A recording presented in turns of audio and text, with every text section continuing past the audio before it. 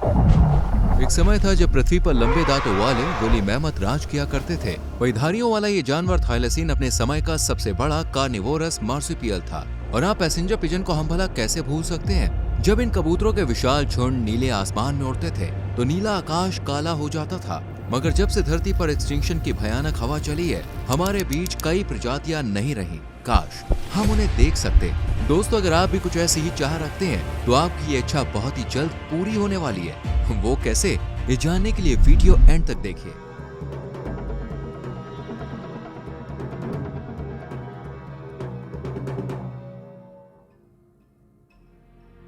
आपको क्या लगता है, जमी हुई लाश से किसी को जिंदा किया जा सकता है? नहीं ना। लेकिन हमारे वैज्ञानिकों ने इस इम्पॉसिबल काम को भी पॉसिबल में बदलने की ठानी है। जल्द ही हमारे सामने झबरालू बाल और लंबे दांत वाले विशालकाय हाथी होंगे, जिन्हें हम वोली मैमथ कहते हैं। जाहिर है कि हम सभी में से इस जानवर को किसी ने नहीं देखा होगा। वैसे देखते भी कैसे? इस अनोखी प्रजाति ने आज से करीब 10,000 साल पहले धरती को अलविदा कह दिया था।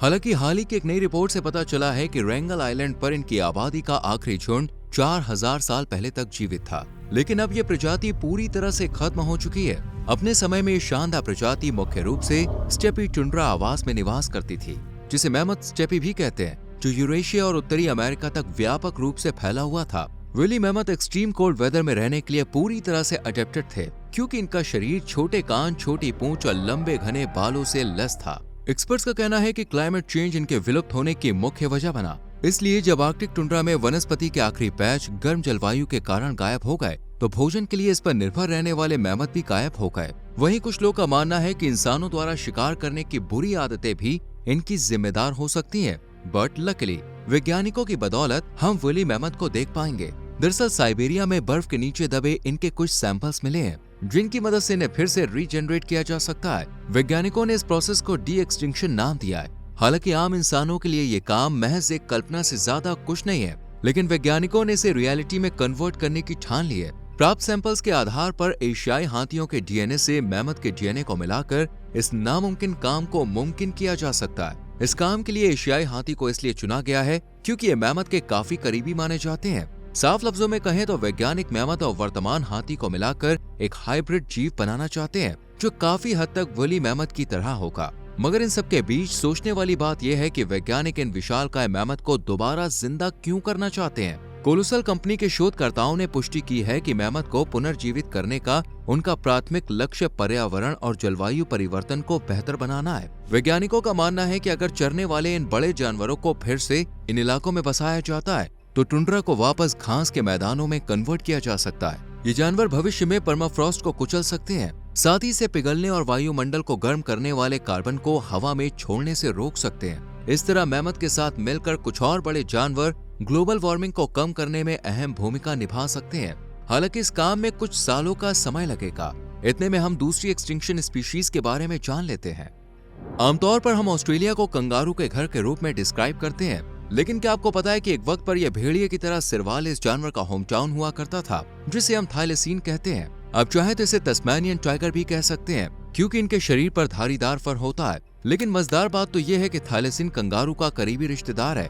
वो ऐसे कि ये एक्सटिंक्ट कार्निवोरस मार्supial है। अंतर केवल इतना है कि कंगारू का पाउच फ्रंट ओपनिंग होता है, जबकि थाइलेसीन में बैक ओपनिंग थैली होती है। इनकी पूंछ सख्त और पैर अपेक्षाकृत छोटे थे। यह मूल रूप से ऑस्ट्रेलियन मेनलैंड, न्यू गिनी और तस्मानिया में रहता था।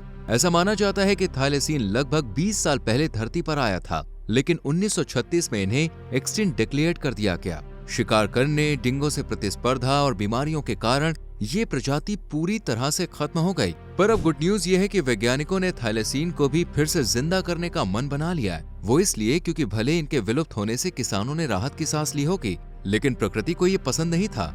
थाइलेसीन बीमार जानवरों को खाता था और बीमारियों को फैलने से रोकता था। इस तरह थाइलेसीन इन जानवरों की संख्या को कंट्रोल करने का काम करता था। लेकिन जब से थाइलेसीन का अंत हुआ है, ऑस्ट्रेलिया की जमीन पर चूहों और पक्षियों की तादाद तेजी से बढ़ी है और वनस्पति में कमी आई है।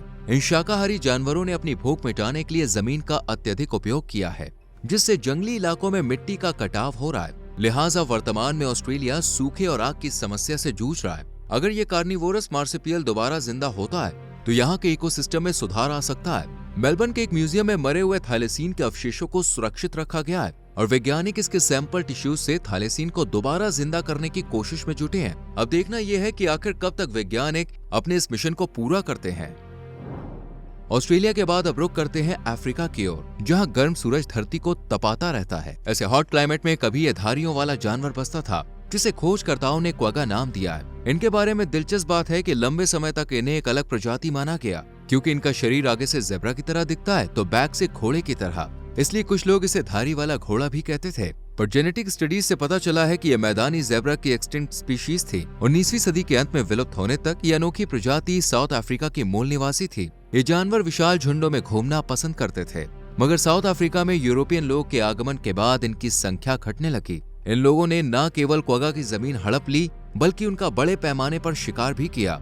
लोगों ने इनकी स्किन और मांस के लालच में इस प्यारी सी प्रजाति को निर्दयता से खत्म कर डाला। हालांकि कुछ को यूरोप के चिड़ियाघरों में ले जाया गया, but breeding programs were unsuccessful. आखिरी जंगली आबादी ऑरेंज फ्री स्टेट में रहती थी। 1878 तक क्वागा जंगल में विलुप्त हो गया था, जिसके बाद आखिरी क्वागा भी 12 अगस्त 1883 को एम्स्टर्डम में चल बसा। 1984 में क्वागा पहला विलुप्त जानवर था जिसका डीएनए एनालाइज किया गया था।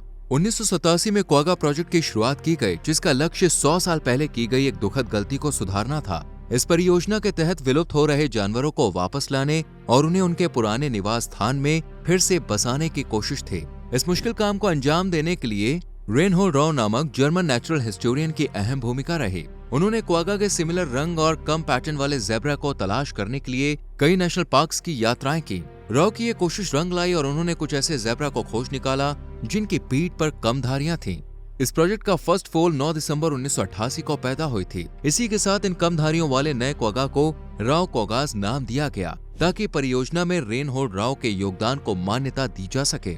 अब इंतजार उस शुभ घड़ी का है जब इन नए राव क्वागास को जंगलों में छोड़ा जाएगा और हम उन्हें देख सकेंगे। अब मिलते हैं उन दिग्गजों से जो ज़ेब्रा से बड़े थे। ये है औरोक्स। तगड़ी बॉडी और लंबे सींगों वाले ये जानवर एक एक्सटिंक्ट कैटल स्पीशीज है। इन्हें आधुनिक घरेलू मवेशियों का जंगली पूर्वज माना जाता है। देखने में ये गाय या बैल की तरह लगते थे, मगर साइज में काफी बड़े थे।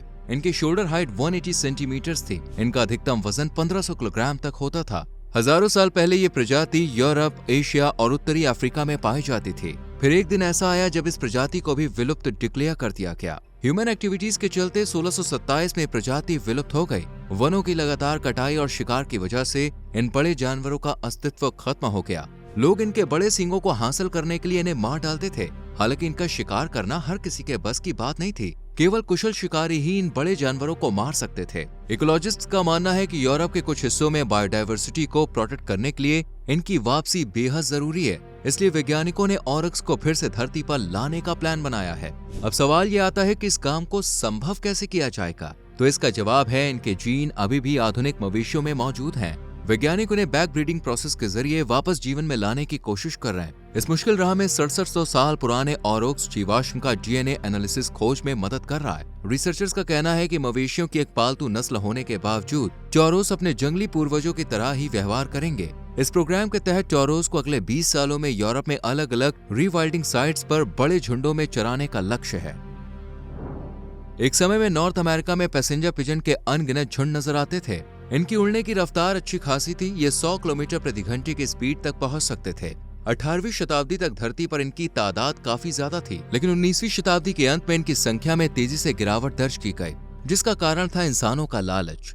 इतने सारे कबूतरों को देखकर इंसान की नीयत खराब हो गई और उन्होंने अपने मनोरंजन के लिए इनका शिकार करना शुरू कर दिया। वहीं कुछ व्यापारियों ने इनका मांस बेचना शुरू कर दिया। फिर वो दुखद समय आया जब इनकी कहानी हमेशा हमेशा के लिए खत्म हो गई।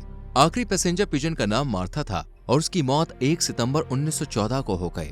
मगर अब वैज्ञानिक इस प्रजाति को दोबारा से जीवित करना चाह रहे हैं। हम जानते हैं कि ये सुनकर आप भी यही कह रहे होंगे कि धरती पर इतने सारे कबूतर पहले से ही मौजूद हैं, तो फिर इन्हें दोबारा जिंदा करने की क्या जरूरत है। दरअसल रिसर्च से ऐसा पता चला है कि ये नॉर्थ अमेरिका के इकोसिस्टम को फिर से बहाल करने में महत्वपूर्ण भूमिका निभा सकते हैं। ये उतने ही जरूरी है जितना टुंड्रा के लिए वोली मैमथ थे। ये कबूतर जंगलों में बीज फैलाने और कीड़ों की आबादी कम करने का काम करते थे। उम्मीद करते हैं आज की वीडियो आपको अच्छी लगी होगी। वीडियो को लाइक और शेयर करके चैनल को सब्सक्राइब करें और बेल आइकॉन प्रेस करें, जिससे आने वाली वीडियोस आपसे मिस ना हो। मिलते हैं आपसे अगली वीडियो में। Till then bye bye, take care.